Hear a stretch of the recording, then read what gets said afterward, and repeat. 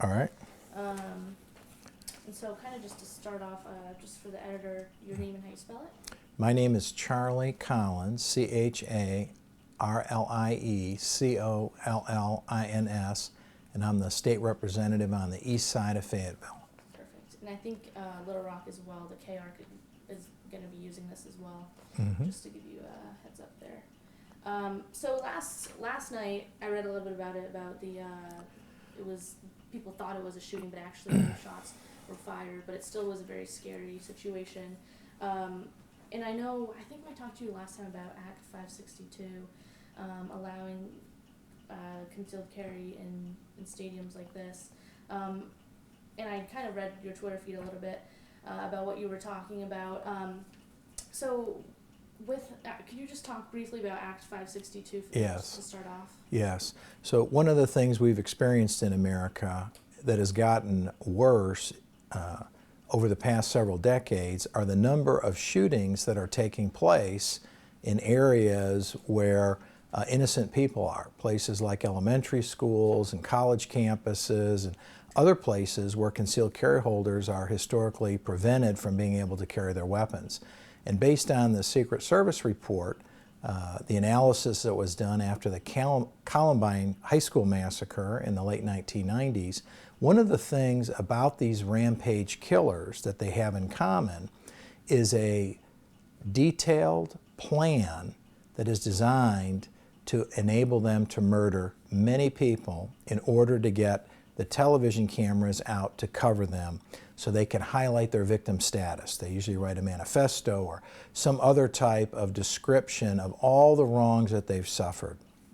And so when they plan and plot to murder a bunch of innocent people, they think long and hard about how they do it. And so it's not surprising that they pick places which are generally undefended.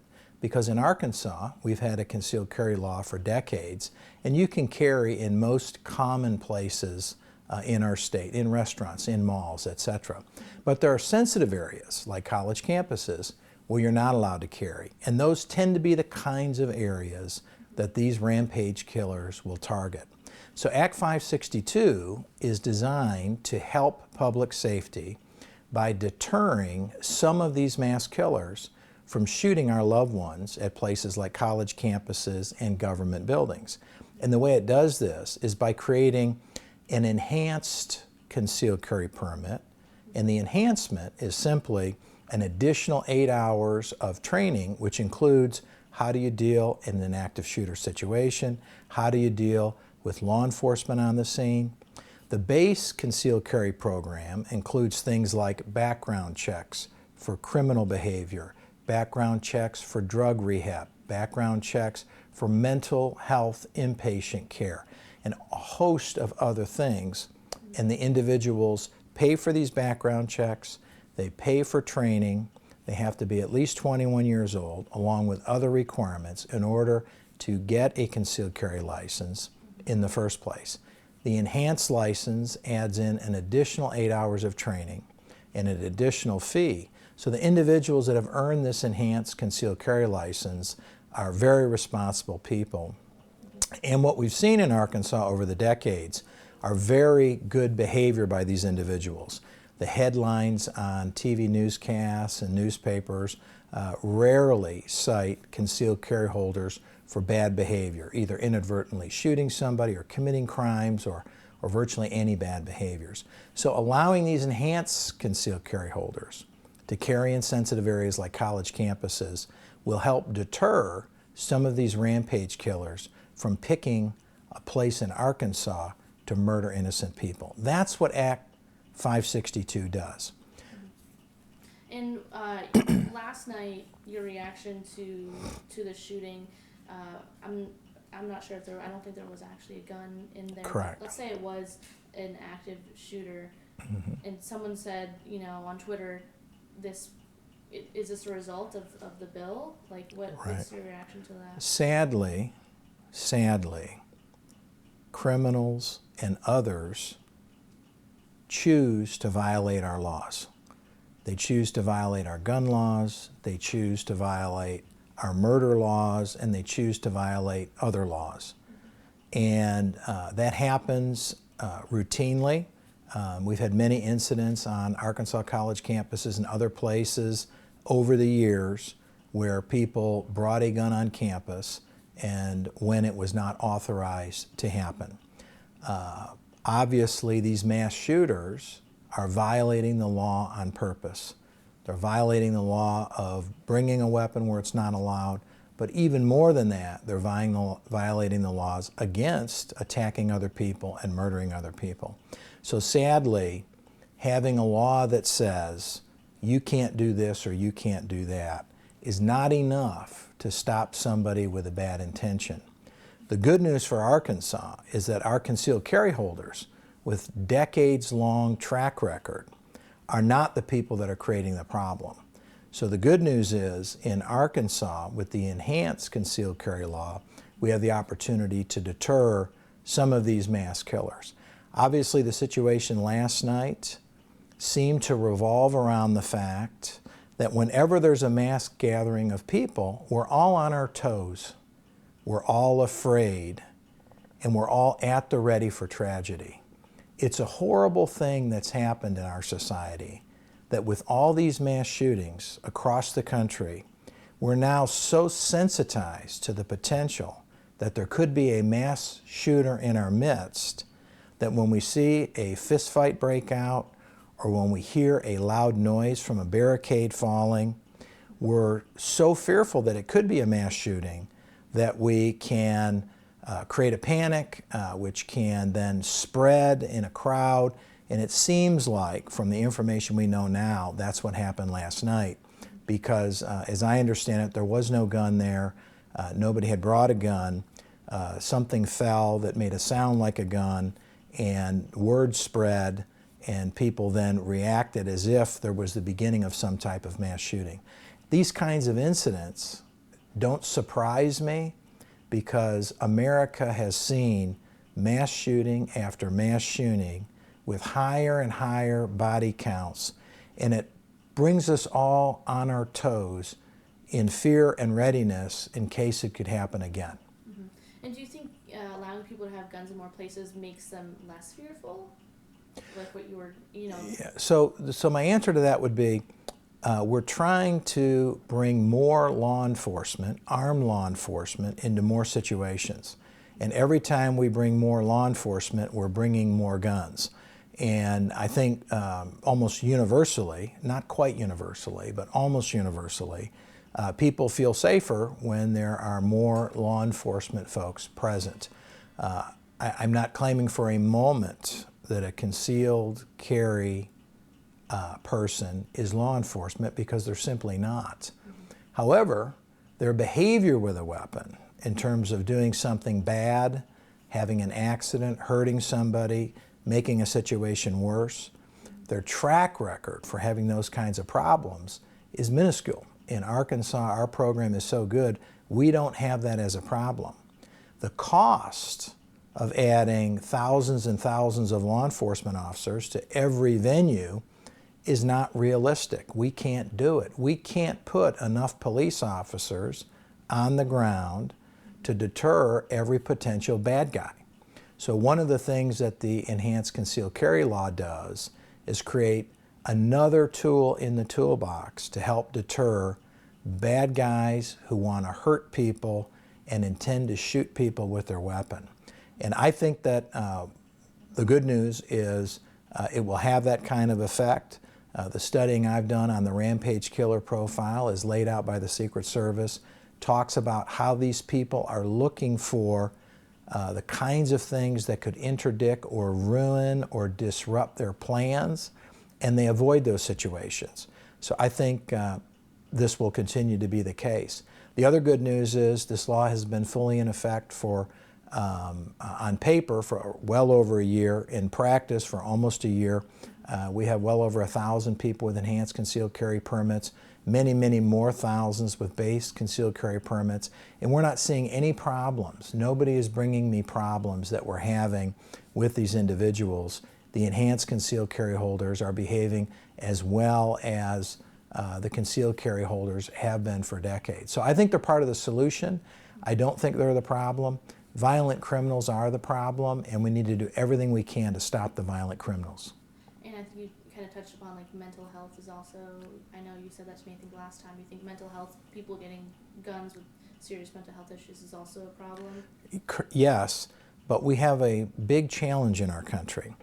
The only way that we can have somebody do a mental health check voluntarily requires, they're agreeing to do it. If person A says that person B, is crazy, then obviously we're not in a position to lock somebody up over that or hospitalize them over that, because we have civil rights in our country. And the profile of the rampage killer, for example, does not include a person that has had multiple mental events. These are not people that have been hospitalized for mental illness in the past. So there's not a precursor that we can use to pluck them out of society in advance. Sadly, when they decide to go on their rampage shooting, it's usually the first major crime they've ever committed in their lives. And they do not do it spontaneously. They plot and they plan very, very rigorously and methodically so that they can ensure maximum devastation, killing maximum numbers of people, to become infamous, get the television cameras and the fame that they crave, to be able to share their victim status. Literally, as we're talking, we are in the midst of a mass shooter situation at a mall in Florida. And the early reports are that several people have been killed, others have been shot. The details are just coming out. So our prayers were with all of those families.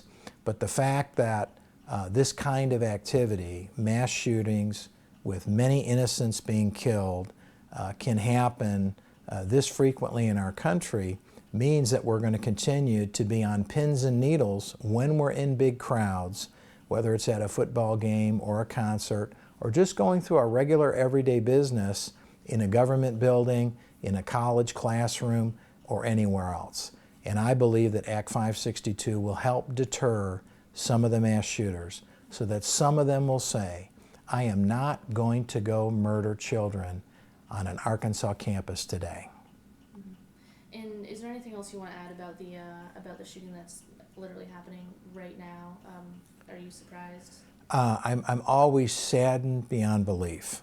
The reason I'm not shocked and surprised is because the rampage killer profile is somebody who researches and researches and researches. They generally compare themselves to others. So for example, some of these killers in their research try to determine who has killed the most people in a mass shooting before, or who has killed the most people in venue A, a college, or venue B, a military base, or some other area which historically has been a gun-free zone, where they know there will not be a concealed carry holder because they know concealed carry holders follow the law. And if there are signs posted that say no guns allowed, the concealed carry holders will follow those laws, even though the mass shooters routinely ignore them. So when they're doing this plotting and planning, they make heroes out of prior mass killers, and they try to emulate them, and they try to copy them. And so the fact that so many of the mass casualty events have happened recently with the highest body counts, as sick and horrifying as it sounds, becomes something that can attract people that may be on the brink of thinking of doing this and helping to push them over the edge.